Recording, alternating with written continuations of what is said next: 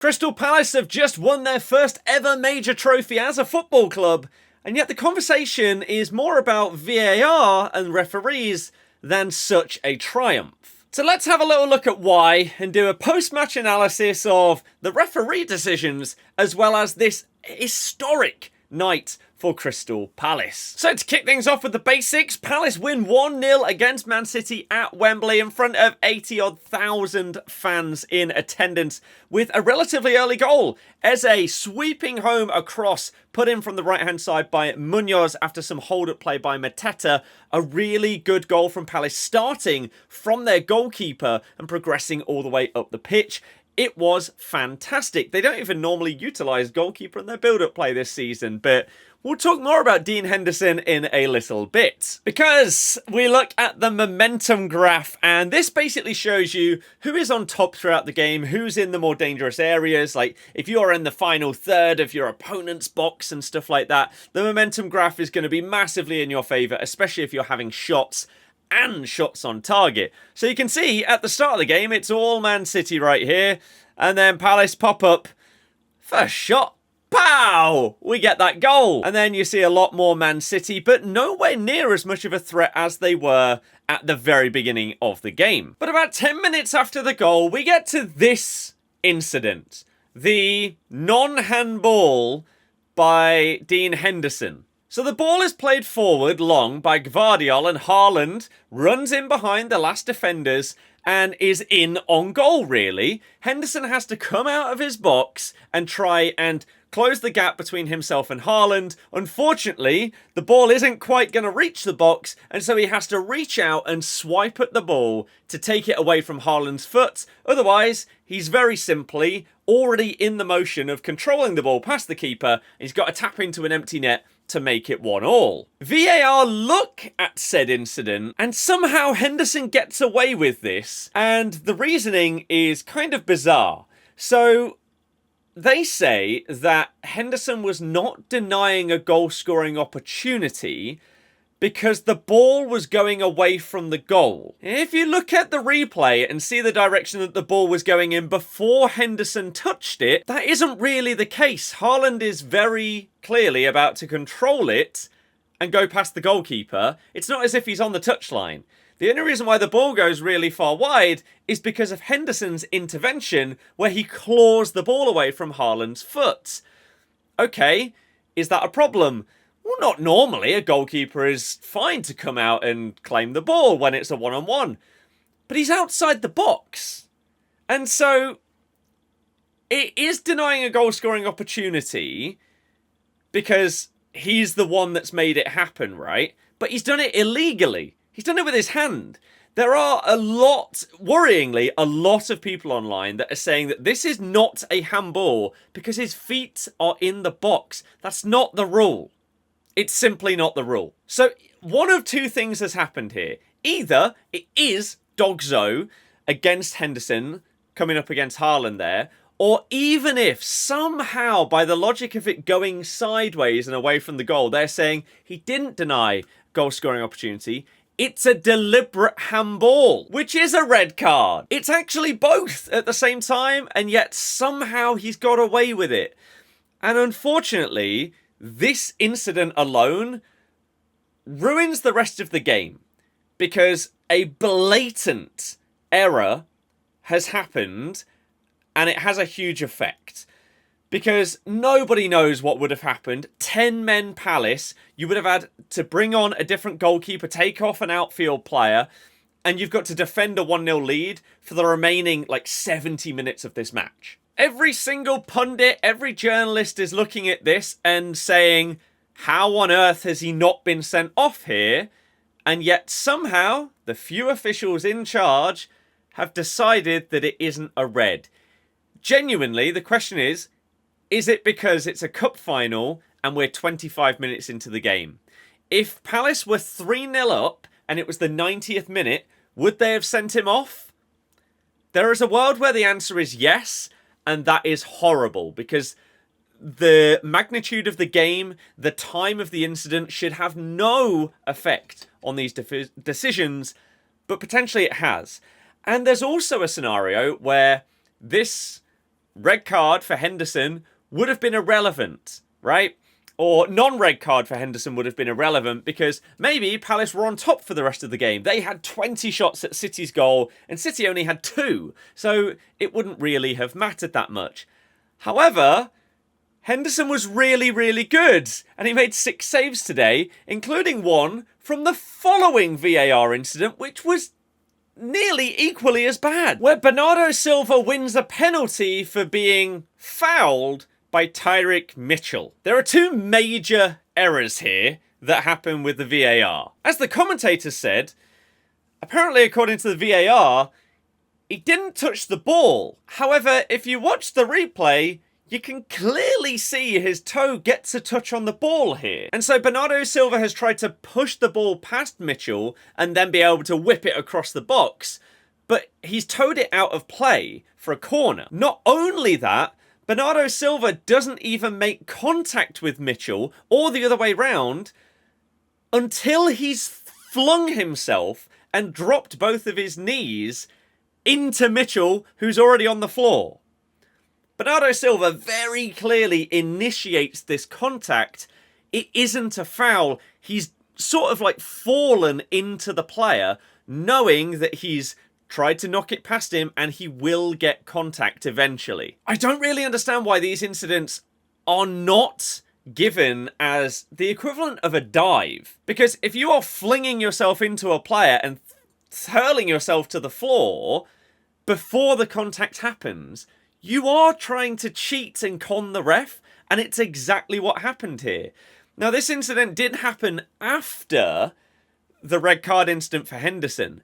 So is there a world where the VAR knew that they cocked up with the Henderson one, and so they tried to equalise things by giving one to Man City here? I don't think a penalty is the equivalent of a red card. However, is that a thing?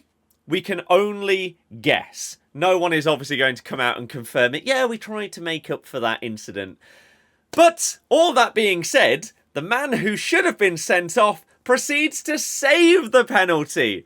As I said, Dean Henderson, aside from that incident, had an amazing game today. And I know some people don't care about stats, but others do. He got a 9.1 rating today on FotMob.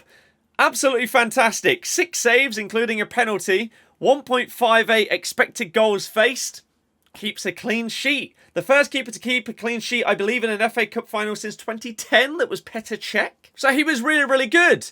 Palace's, some of their other players, Munoz got the assist, was decent. Lacroix, who's had a solid season, was great today. Adam Wharton, showing how important he is to the team and how good he's been since returning from that injury. They really missed him at the start of the season when Glasner was trying to implement this system off after the loss of Elise and a summer of transfer chaos of will they, won't they with Gahey. It was a slow start, but they've really built into it. And you see this second half of the season for Palace. It's incredible. This is sort of what they did last year. So everyone expected at the start of this season for them to continue with that form that they had at the back end of last season. But they really, really didn't. So are we going to see the same next season? Are they going to start slow and then come on in the second half? Or are we going to see them keep the majority of their players this time and they're going to be able to build off of this? No massive injuries for players like Wharton, ideally for them. And then they smash it. That'd be great. And I really, really hope that Palace fans are going to be celebrating, not just tonight, but for the next couple of weeks. This is such a major thing as part of a Palace fan's lifetime, this. And it has to be said, everyone sort of did their job for Palace today. When it comes to Man City, you'll look at some of these player ratings here, and you'll see like a 7.7 for De Bruyne, 7.3 for Bernardo. A lot of this comes from the fact that they tried to do stuff, right? So KDB created 4 chances, but had an expected assists of less than half of one. So it's not as if it's creating unbelievable opportunities where you're expecting everyone to score. There's a lot of sideways and backwards passing from the likes of De Bruyne, from the likes of Bernardo, the wingers as well. Like Savinho and Doku, they're trying to beat their man in this game, but sometimes maybe it looks like they're trying a little bit too hard to do too much and then get the ball in the box, when in reality, you can beat one player and then quickly offload it. Marmoush, of course, had the penalty saved against Henderson. And the question is, why exactly didn't Haaland take it? Marmoush does have a great penalty record and did up till this point. But Dean Henderson said after the game, he knew where Marmoush was going. If Haaland had taken it, he didn't know which side he'd go because he mixes it up. And Haaland now has a horrible record for Man City, where in 7 finals, no goals, no assists. And his Wembley curse seems to continue. A lot of people remember his first game, his debut for Man City in the Community Shield, where he had multiple chances, blazed them over the bar, and it's just not really worked out for him. Is it a case of him struggling in the biggest games that really, really matter? Or does he fall short because of the system kind of problems? Was it a bizarre decision for Pep Guardiola, just like when they lost the first Champions League final? He didn't start with a defensive-minded midfielder. And sometimes this season they've had like inversions from fullback and stuff like that, but Akanji, O'Reilly, they're not really the ones that you're going to get that incredible level from.